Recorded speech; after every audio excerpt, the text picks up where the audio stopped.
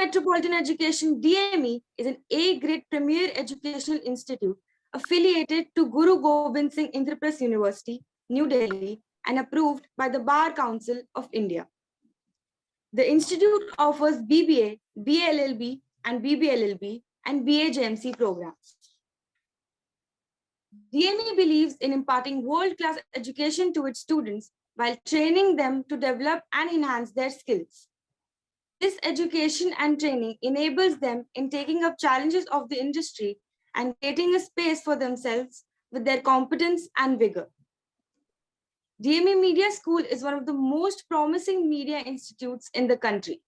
It offers BA in journalism and mass communication. It is recognized as a school focused on the growth of its faculty and students through academic and co-curricular activities. Major flagship events and initiatives of the school include BG Verghese Lecture Series, Peer-to-Peer FDP, International Film Festival SIFI, International Conference ICANN, Ritika Convention of Media Students, VIS Vibrant India Series, and newly added in the list is CCD, Check-in for Cognition with Deep. It is a privilege to introduce to you the personality of episode 69 of the VIS. Guest of the day is a personality radiating wisdom. Parvati Menon was the first girl student to graduate from the prestigious FTII Pune. She specializes in script writing and advanced direction. At FTII, she was instrumental in getting the Grand Jaikar Bungalow as a women's hostel. She joined the Children's Film Society as a director, and her first project was Bharat Darshan. The film concluded with the coverage of the then PM Srimati Indira Gandhi. She organized one of the first multi-city children's film retro festivals in 1974. In the same year, a co-production with Russia, Riki Tiki Tavi, was also an outstanding achievement. She represented India at various international festivals and was a member of the International Women's Forum in Moscow, Warsaw, Azerbaijan, Iran, London, and many more. She made the ever-popular feature film Nanima in 1980, a runaway hit, winning the Best Comedy Film Award and Actress Award at the Moscow International Children's Film Festival. The First Lady of Indian Cinema, Ashok Kumar, Devika Rani Rorik, and her world-famous painter husband, Nikolai Rorik, were mentors of Parvati Menon. The festival's direction, production, and its promotion all made Parvati's plate full, so to say, activities spread throughout India. She has worked with stalwarts of cinema, Arundhati Devi, Kamla Das, Dr. V. Shantaram, and L.V. Prasad, to name a few. Another mega hit was Triyatri, shot from the deserts of Jaisalmer to Kanyakumari for young teenagers, youth, who have anxieties about college admission with its cut-off marks, career options, etc. She conducts workshops on cinema and filmmaking for aspiring film enthusiasts. Parvati Menon has reinvented herself as an author. I now request the technical team to show some glimpses from her life.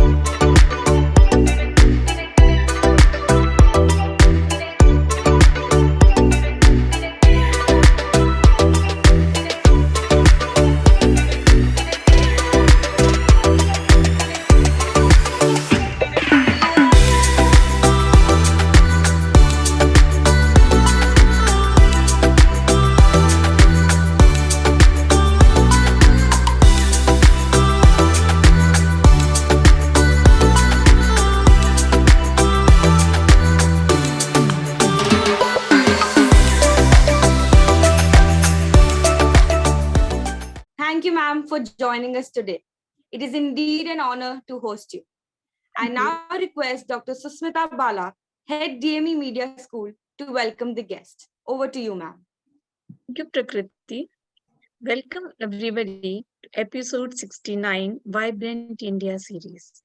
We launched this digital program in 2021 on August 9 on the anniversary of Quit India movement, and we presented episode 50 of this program in 2022 on August 15 when India celebrated 76th Independence Day.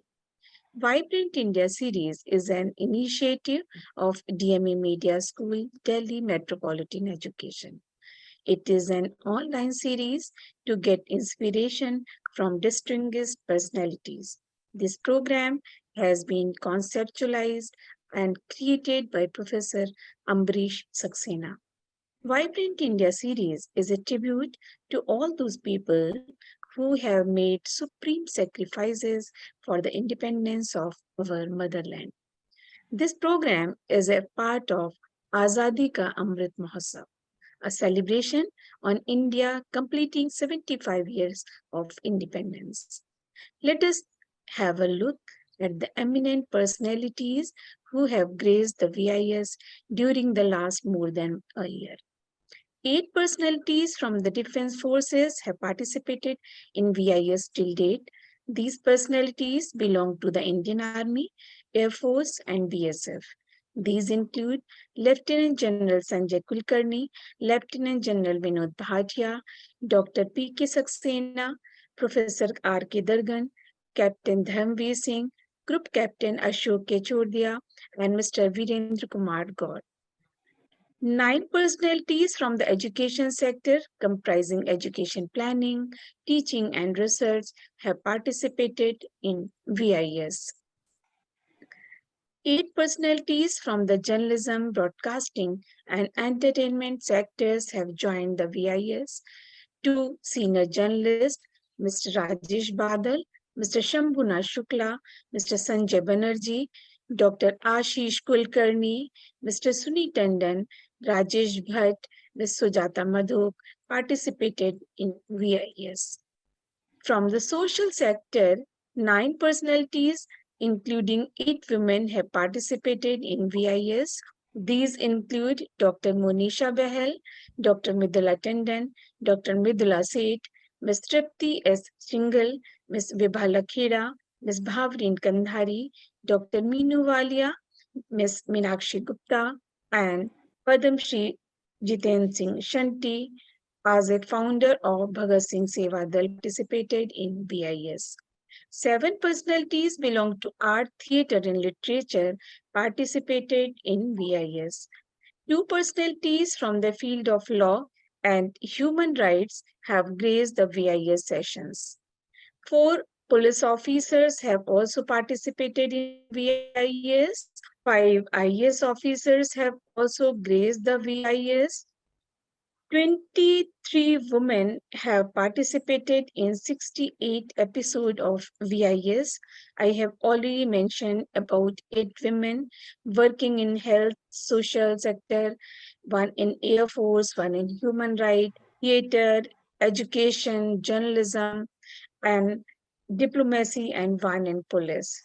I also want to make a mention Ms. Indrani Singh, Ms. Pallavi Fauzdar, Ms. Sachi Soni, Ms. Saloni Sacheti, Ms. Vandana Mahajan, Amrita Chaudhary, Meenakshi Pahuja, Dr. Bani Yadav, and Dr. Parul Purohit was. From the other fields, Mr. S.P. Rawal, Augustine Valat, Sufi Sayyid Azmal Nizami, Mr. Balindu Sharma Dadhiji, Mr. Satish Saxena, Mr. Ganesh Falke participated in VIS.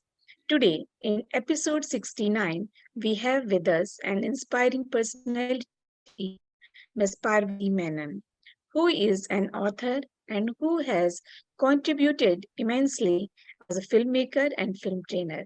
Welcome, Parvati ji, in episode 69 of Vibrant India series. Welcome you all in this program. Thank you. So it's indeed a great occasion, another day, another personality. And today, the personality, as she has already been introduced, is none other than Parvati Menon.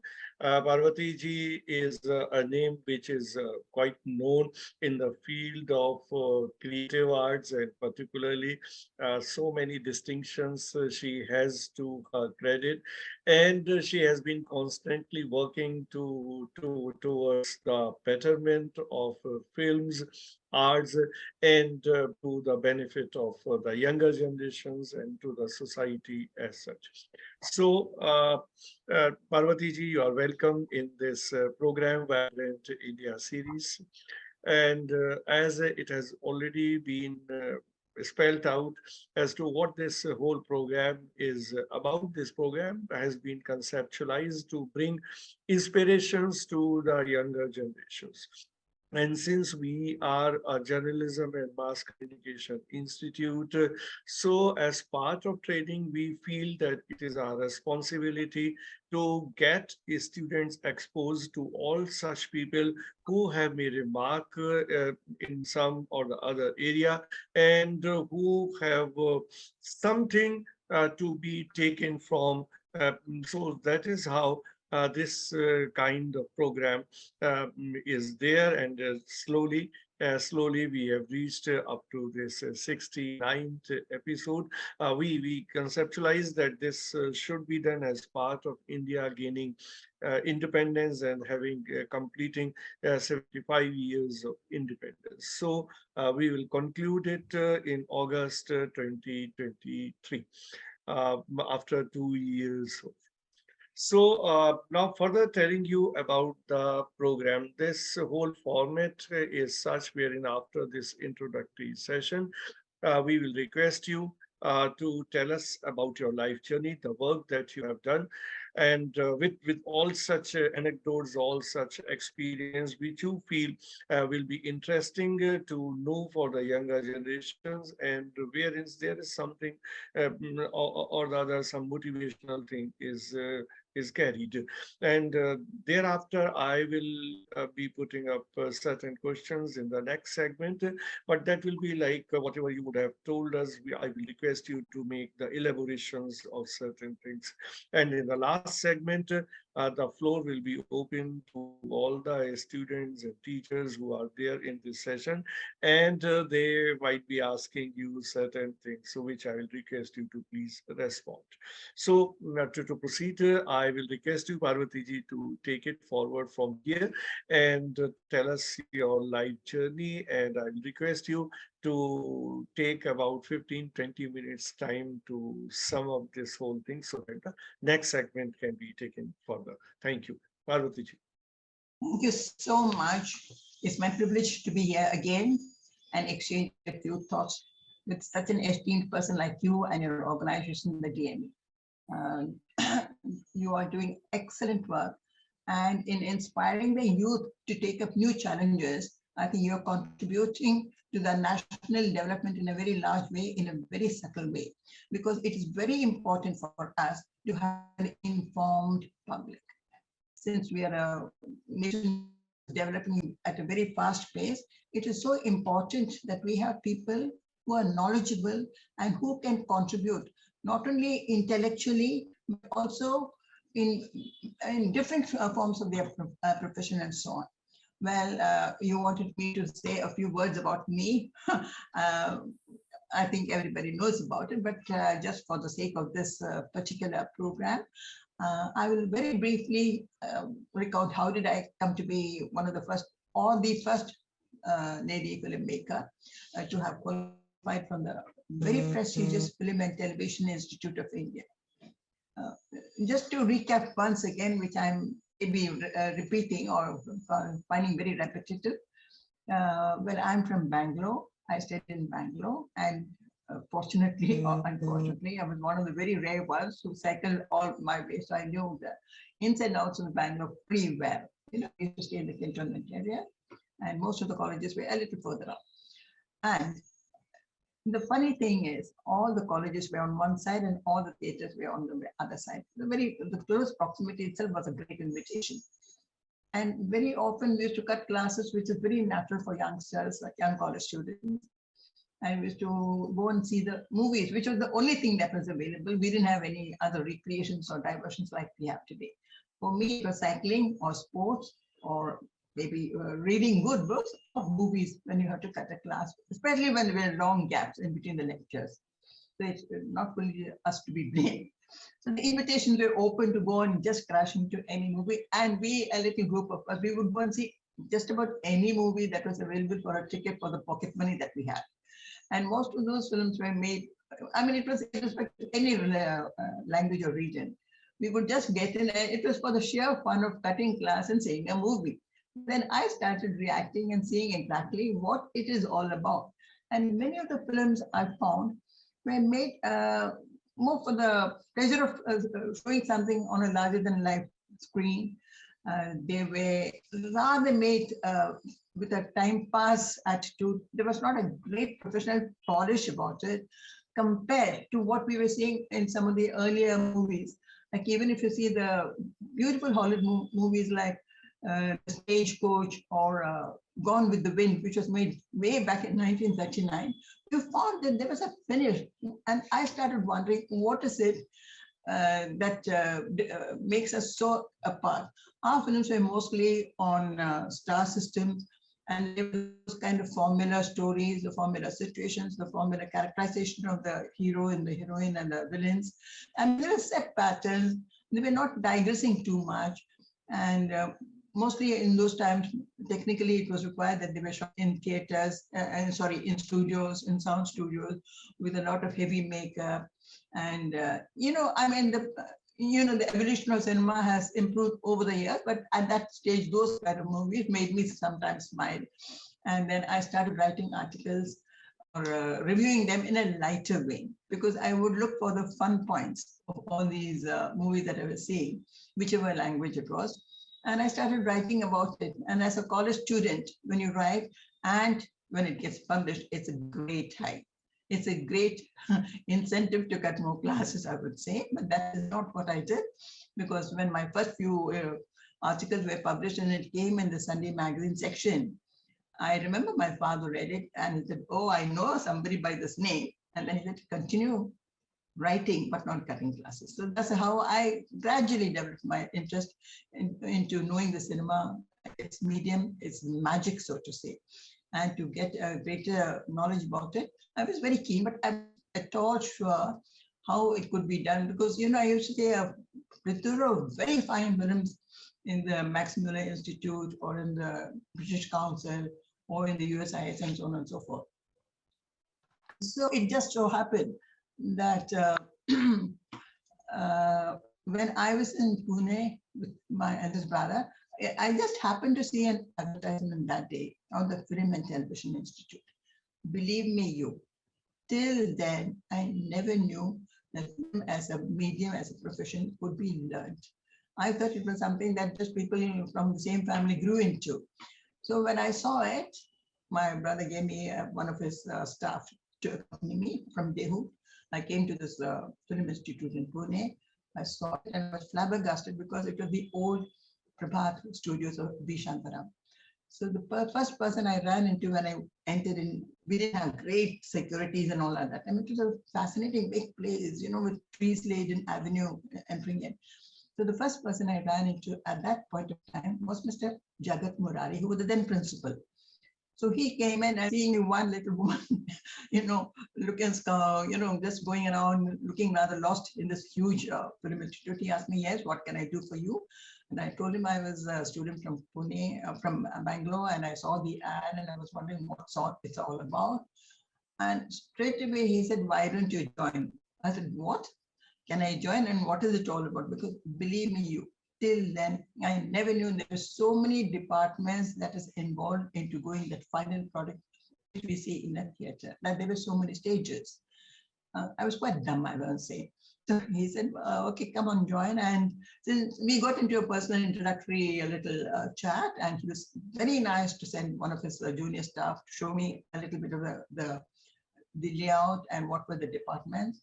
And at the end of it, I was so thrilled. He said, "Why don't you apply? We need good students." That word gave me a little pat on the back. I said, "Why not?" And because, being the youngest, I had a long rope. And I wasn't very keen to immediately take up an assignment or a job or something. I was still, in a very exploratory mood. of what my career should be. So I then applied. I mean, I went through the entire rigmarole of selection process, the VIVA, the written test and all that, and I was selected.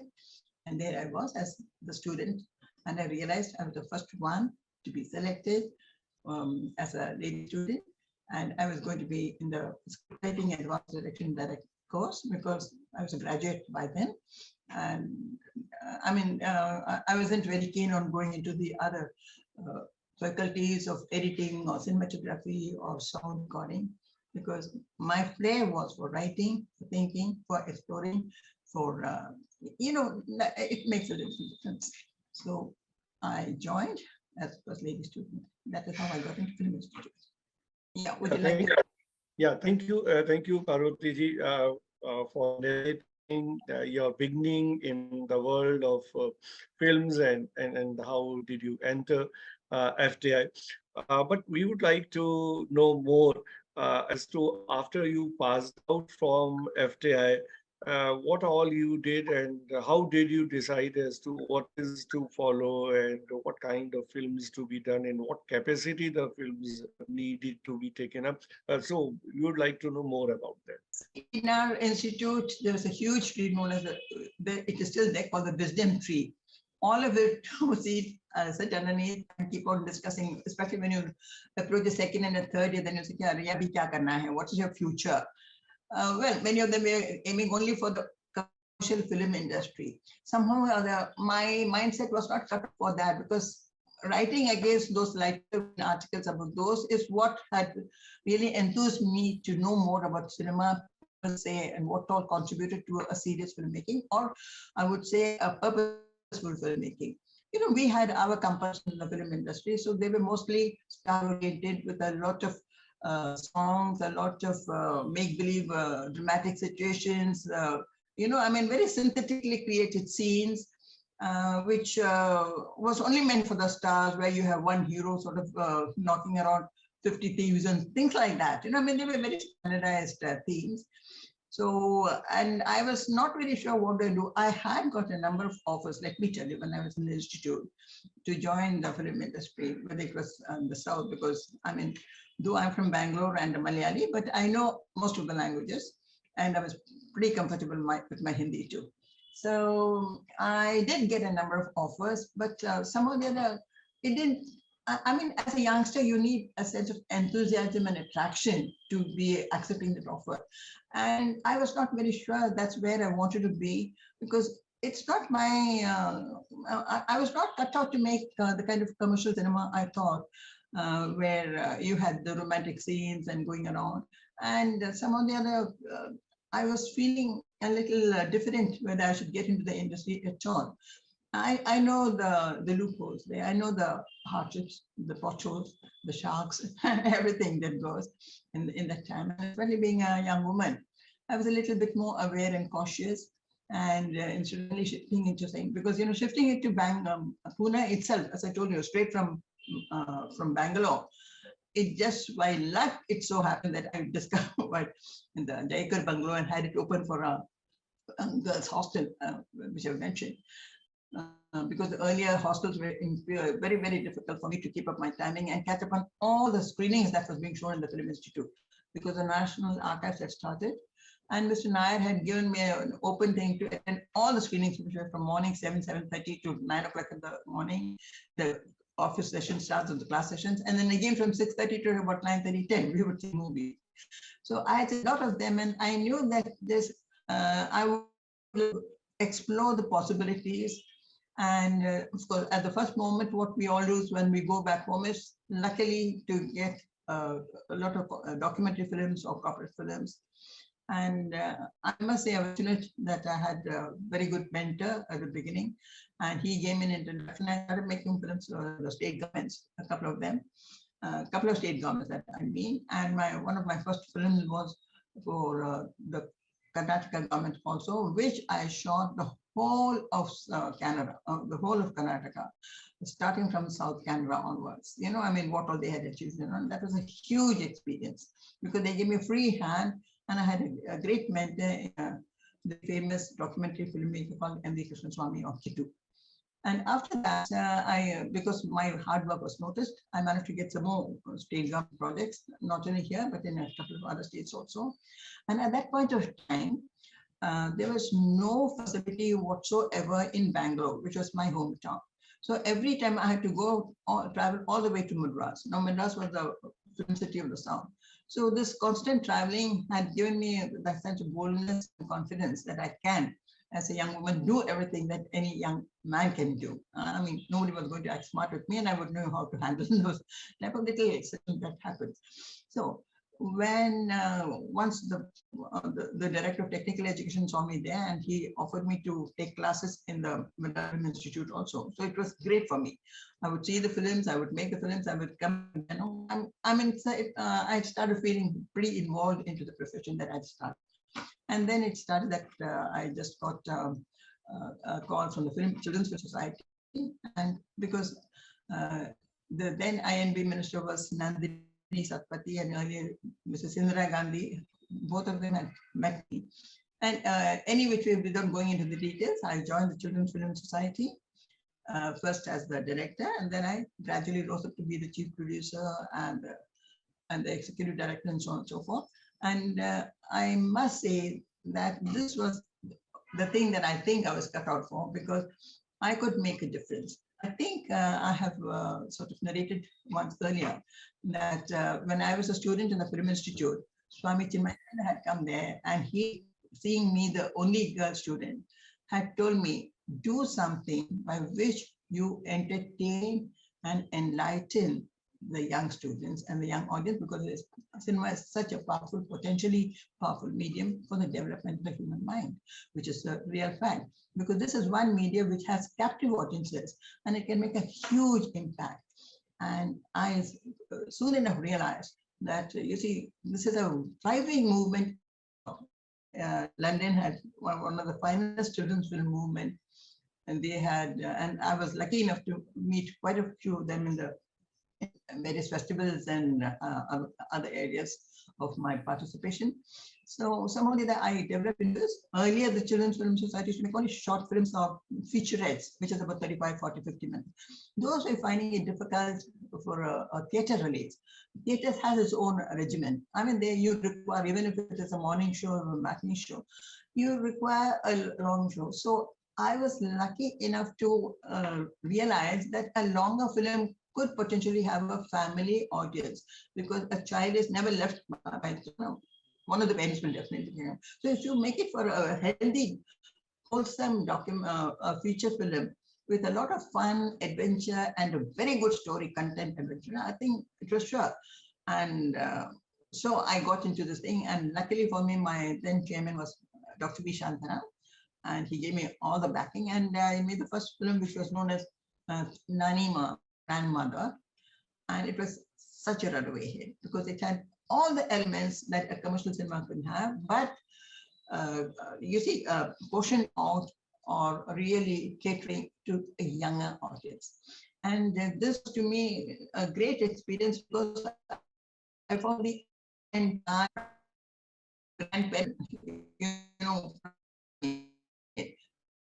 and movie making, which appeals across the age, but it was really fun and really. Many people have this feeling that if it is for children, you have to teach them something. It has to be didactic, and I'm dead against it. Nobody likes to teach, none of us, and not movie. Films are also trying to teach you. No. So that to say, through entertainment, you can have very subtly the subtle subtext or the very natural flow, not intelligent. You have an approach through an easy approach. It is, and since it was such a runaway hit, and believe me, another thing, I also realized that the finest of talents in the film industry are willing to help if you have the right project, if you have the right approach. And I love, meeting the best of, getting the best of talents to help me out. So if it was music, it was the renowned Salil Chaudhary. He said he never enjoyed making a movie, music more than the my film, because he said it brought the best of the vibrant possibilities that you could bring out in an instrument. So I was lucky that way to get the best of film talents, commercial film industry talents and professionals to do films from my organization being done by me, which is government funded, government audited, and you know how difficult it is. Yeah.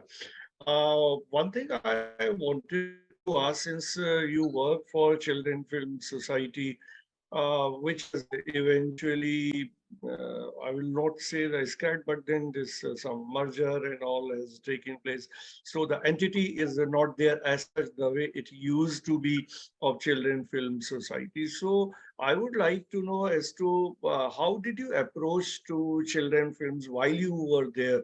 And looking at the present day scenario, the children's film which are being made today, how that was different and how the developments which have taken place today in children films, how do you look at this development? Yeah, please permit me to go back. There is, it's very sad that our Children's Film Society as an entity is no longer there.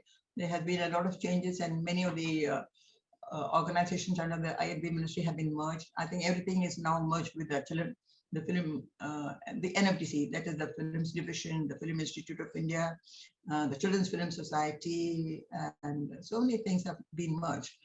Maybe, I'm still not fully aware what the plan is. But going back to it, see, as I told you, I started making films for different age groups because I realized that what you make for 8-year-old is not good enough for a 10 or 12-year-old who feels a little bit more senior. And the problem, if you have a little sort of a solution to a known problem, and then mix it into the movie, it is better. So, the ones for a school leaver age group, the young teenager, the adolescent, they require something else. So I could cater to different age groups. Okay, at that till the 90s, I think it was all right. But with the advent of the entertainment on the mobile and the kind of vast dimensions and diversions and choices that youngsters have, Children's Film Society or children's film per se seems to be a little bit of a misnomer because there's nothing that can control what children can get access to, and there is no choice. And very often, even in commercial cinema, I see, some of them are catering only to the eyeballs. And what catches the eyeballs? It is, mostly the negative aspects of human behavior, the crime, the glamorization of crime and criminals. Films that, glamorize the underground guys and their cleverness and their smartness. Maybe at the end of it, there might be a little, defamatory statement, but by then the impact has been there. So whenever, when I read about a lot of youngsters or young teenagers or juvenile crimes, and they say, "Humne ye film mein dekha tha, aisa hua tha." So that shows the impact of this medium on the screen. And that is a point I think all right-thinking people should be aware of, because it's horrendous to read the kind of crimes that is sometimes happening and in which very young people are involved. And is it that the impact is so strong? My argument was, if these negative things can be so impactful, then positively the nice way of the positive values can also hopefully have a thing. And that's what I tried. I made my formula of a lot of entertainment, a lot of fun, a lot of adventure, and a little bit of enlightenment, nothing directly. So that it made this impact and then, yeah, this is an alternative. And I know my films have made an impact because I've got the feedback, because with every release, I would have a research and feedback to see where it failed or where it succeeded and what made the thing. So coming to this point, you see where you have so many diversification and technology that is available for the youngsters. You see most of the youngsters today, and you see the papers, how you say, being denied the use of continuous use of a mobile has created mayhem in the home. You have read it in the papers, left, right, and center, you find it every day. So is it that we are permitting this highly potentially powerful tool called a mobile phone, which is now in the hands of everybody? I mean, we could devise and see, I mean, how certain problem, I mean, along with the kind of commercial project that they have, which is money making. I mean, let's not go into the commercial aspect. But if there is a small little pocket which is devoted to something which is developmental in its approach, which can give an alternative, I think we'll be doing justice to the kind of technology that we are developing by leaps and bounds. So that is very important. And Yeah, I mean, since you have been the first student in FTI, and then if you look at the present day cinema, if you look at present day cinema from that perspective, from the perspective of woman filmmaker, how do you feel that films have changed for women from that time till date? One, two, how the depiction of women or the treatment of women in the contemporary cinema, what kind of differences you feel are seen in today's scenario? you see, there has been a huge social change, and the pattern of social behavior has changed. And naturally, even in the cinema, and the people involved in that field also is there. Like when I told you, I had met some of the greatest stars of the earlier cinema, starting from Devi Karani, who was the first lady of the Indian cinema, so to say. And you see, from the letters that she wrote to me and all that, you'll find they were so well-meaning, so willing to share their experiences. Probably I was very keen to know more and more about how it all started, what was the mystery, the demystification of cinema starts by knowing how from the beginning. So when I came from the institute, you see, one of the first person I went to meet was Srimati Saraswati Devi. She was Miss Menon, and she was the first lady music director who made for Bandhan, Kangan, and all those. What a fabulous lady she was. She was so inspired that somebody, she thought she was forgot totally. So when I went and met her, you know, they were living in a Theosophical Society in Juhu. She was so thrilled. She just took her harmonium and she belted out some of those masterpieces that she had created earlier for the early films like Bandhan and Kangan and all those, and Janit Chandra, Naujawan, the one that she had done for Ashok Kumar and so on. And I thought there is so much of talent, and why should talent get aged? Why should the creativity have expiry date, so to say? I mean, what is created is creativity. Most ancient forts are the most inspiring temples and forts even now. So I think, you know, a cinema should not be compartmentalized so much, so to say. So, but nevertheless, society with its changing values has changed a lot in its perceptions.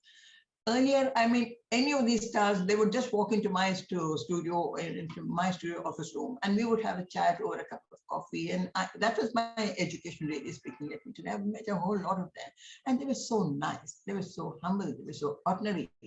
They knew that they were making a film. They were a film star or they were a film director. And what a profession hai. At the point of doing that, they are there. When they come back, they're a normal person. It's just a job. Let me tell you one thing. I mean, I had a production office in Shishon studio, and there were a number of production offices. Mine was one, being the only one with a lady with me. I had done my office well. And many of them, if you're looking in for a curiosity and they're sitting down to have a good chat. And in that process, I had a gamut of associations and contacts and acquaintances who became, some of them became lifelong friends. So once there was a shooting in one of the studios, at that time there was still a lot of indoor studios, and the lady shooting at that day was the renowned Meena Kumari. And by then her fame had come down, and Mumtaz and the other ring of generation of artists were in the limelight. So the producer director of this person, I mean, anybody having a shooting, they would say, Parvati, why don't you come and spend some time watching the studio? So when Meena Kumari was sitting all alone, and I think they were shooting from Gumti Ke Kinare, if I'm not mistaken, I went and sat next to her. I mean, the producer introduced me, and she was so nice. And then she said, "मैं इतनी खुश हूँ कि पढ़ी लिखी लड़कियाँ मतलब इस फिल्म में आ रही है, no?" And she said, "हमें तो वो मौका ही नहीं मिला." And she went in, to me a little bit like a confidant. And I said, I mean, these people are so simple. And it is the media and the entire publicity machinery that makes them look so different. We were talking. And then before her shot was coming, she put her hand on my hand. I was much younger. So she said, Parvati, एक चीज याद रखना, यहाँ वहां करके दबा करते हैं. I mean, it was poetic. She was a very literate, creative person. So she said, I mean, when people praise you, they think, kya Hollywood shot here? Be cautious. All praise might sort of get into your head, but don't let that happen. So here was a down-to-earth, woman-to-woman advice I was getting from one of the most popular, renowned, respected, talented artists. And I felt really humbled that she had taken me into the confidence of her spirit, and so that was my education. Like that, I met many, and I mean, in Europe. So, what I was coming to is they were so available, they were so ordinary, they were so friendly. But today, if you want to see any actor, is it possible? You first have to take his appointment, and who would say, okay, you can meet him on such and such a day for about 5 minutes between 8:10 and 8:20 p.m. when he's officially awake or whatever it is. And secondly, I can also tell you that most likely you'll be running into bouncers who throw you out from the gate. It's always an entry and an exit, as they say, simultaneous. So the personalities and the fame and the kind of unthinkable amount of wealth that has come into play, all this has changed personalities. All these have changed people. Parvati ji, there are students who are waiting to interact with you and to ask questions. So without delaying it further, I'm making this forum open for the students. Students, please come on camera and ask your questions. I hope I've answered your questions. Yeah, definitely. Yeah. Good morning, ma'am. Yeah. Ma'am, I want to know that you being a filmmaker, were there any gender-related problems that you faced in the film industry? Oh, plenty.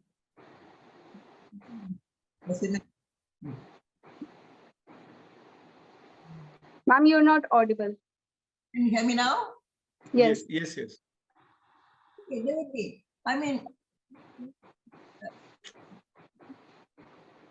Parvati ji, your audio is again off.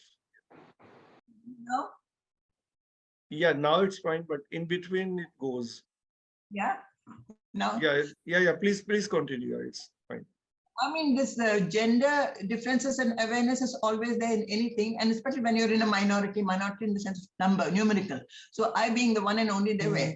So there were such instances, and I took it as a challenge. Anyway, I was out in the field, so it didn't bug me. I would know how to handle it. And like they say, offensiveness is the better, defense than being defensive. So before they could even think, I would know how to nip it in the bud. Yeah. Sumedha Dasmana is there. She is assistant professor in media school. Yeah, Sumedha, ask your question. Hello, ma'am. It was really very nice listening to you, ma'am. And my question is regarding the children film industry. Ma'am, my question to you is what, according to your understanding, is the reason behind the less number of films that are being produced in India as we compare it with the West? And what are the strengths and opportunities that Indian filmmakers can learn from their Western counterparts? Okay, you mean to say children's cinema? So yeah, yes, ma'am.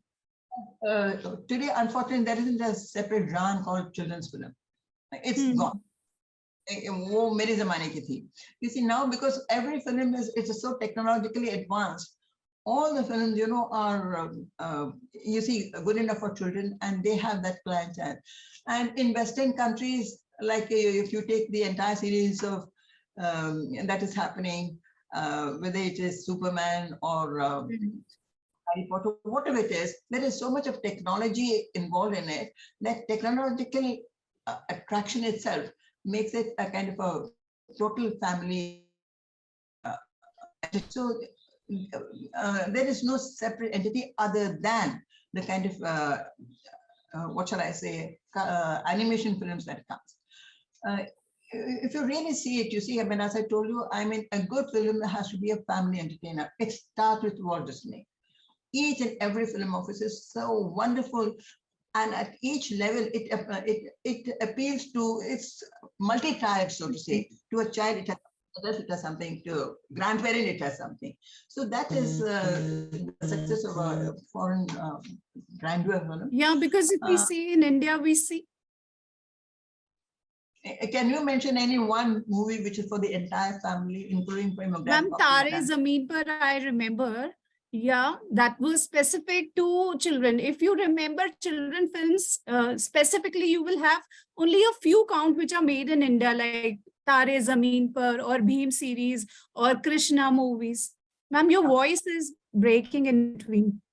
Tare Zameen Par, if I can just elaborate, it was not for children like, Yeah. but it was about, you know, and there's a little difference in that approach. Yeah. So what I see today is that, you know, even our children, you know, they are mostly watching movies which are being produced outside our country. So because, yes, of course, I agree with you that they are, of course, technologically advanced comparatively. They are coming up. But what is the reason, if you might know, that why Indian filmmakers not specifically focusing on which are only catered with children in India? Well, you see, one of the reasons I think is the commercial aspect. They cater to formula requirements, and a box of office formula has its own demands and limitations. True. The lowest common factor. You see, when people who love to see Jamela, fight, you know, the kind of dishes and the bombastic dances. So it's a different formula. It's a different product that they are catering to. Yeah, absolutely. So there are students like Prakriti, you want to ask a question? Yes, sir. Hello, ma'am. I wanted to ask, ma'am, you're not audible. Hear me now? Yeah. Ma'am, I wanted to ask, what was the first job in the film industry that you did? Like the first step as a, ma'am, I can't hear you. Yeah, Parvati ji, you are not audible. Yeah. Can you hear me now? Yeah. Yes. I think only Dr. Saxena can hear me, not the others. Partial that way. Well, I started with anybody, a short film, a documentary. You know, you just grab at anything that you can make, you know, and including teaching.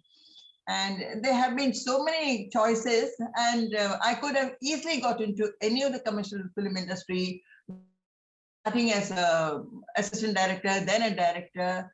But then as I told you, I'm not very sure I was comfortable with those type of content. I'm not good at that, you know, because that's just not me. That's about it. Thank you. So who else want to ask? Riddhi Thapa?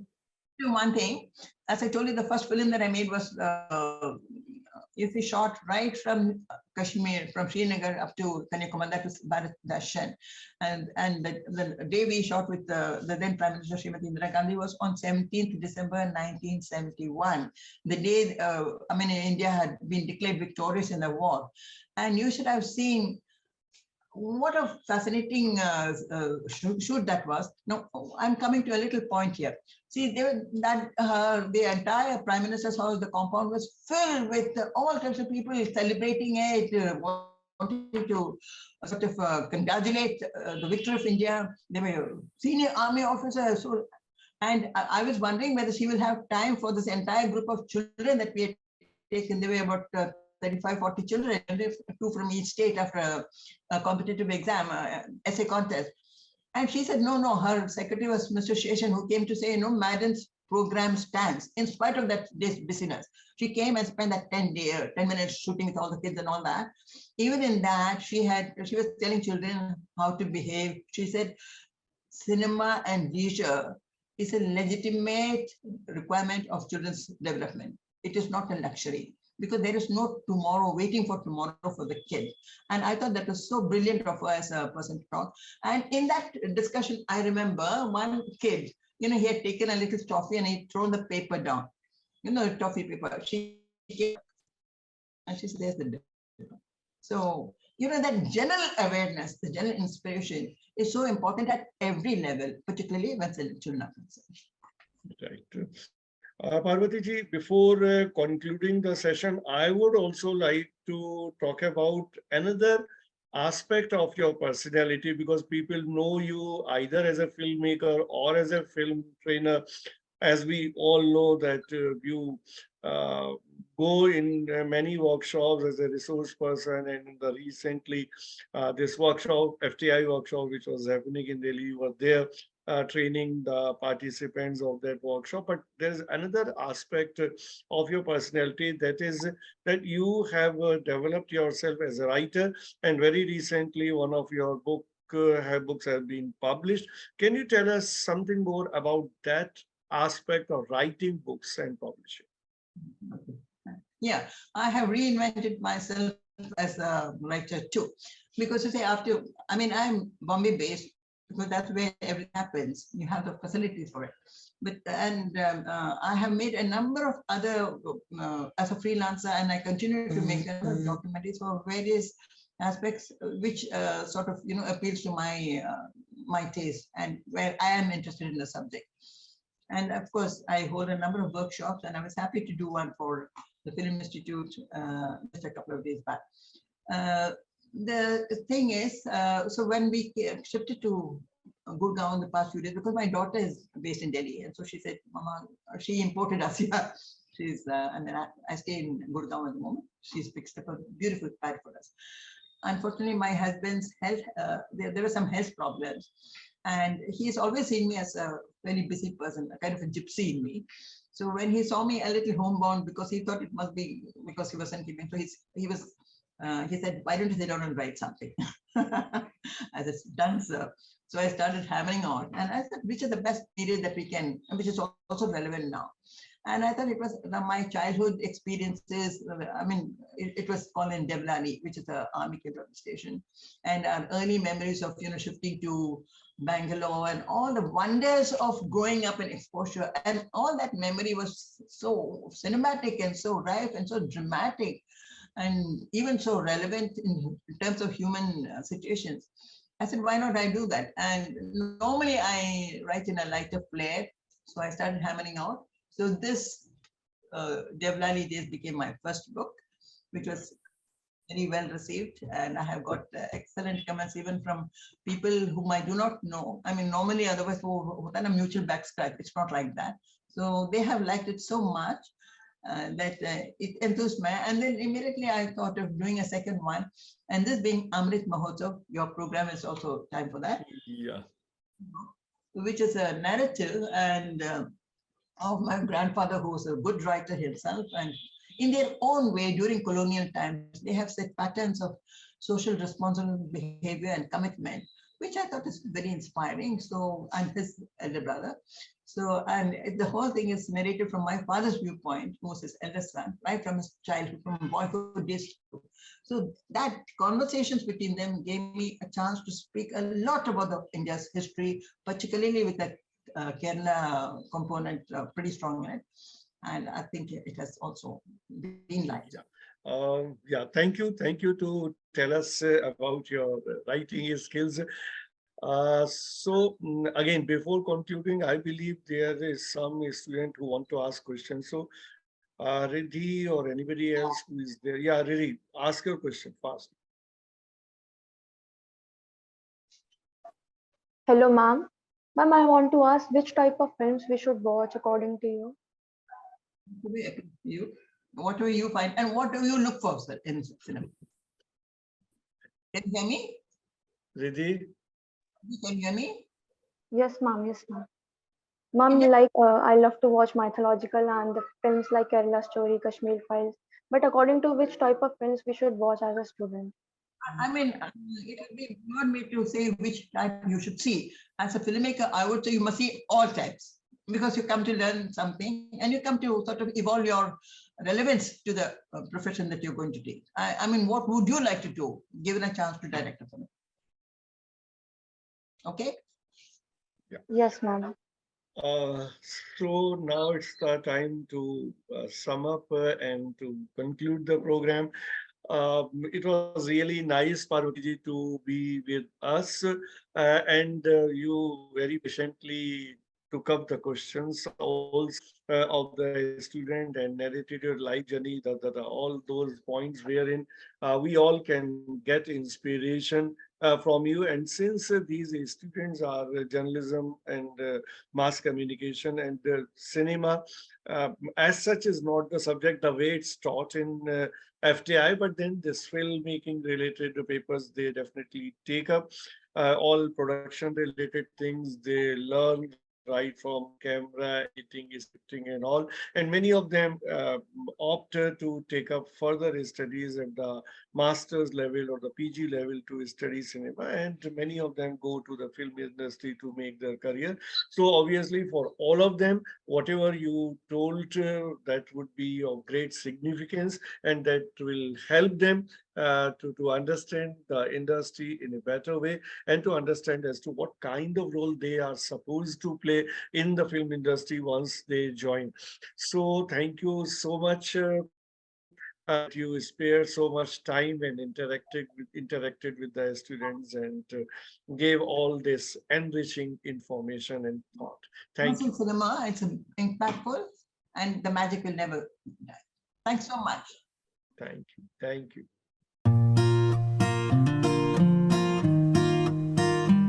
The first impression that comes to our mind about any college: tall buildings, big classrooms, large lobby areas, thick books, IT labs, assignments, class tests, and projects.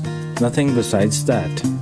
Every hour, minute, second spent here help us carving and shaping our persona, cultivating innovative mindsets for the challenging world. Learning is a lifelong process. Sharing knowledge, inculcating values of life, spark the innovative horizons of mind. Fun and frolic is the nature of every nook and corner here. A daily dose of thrill we are sure to get here.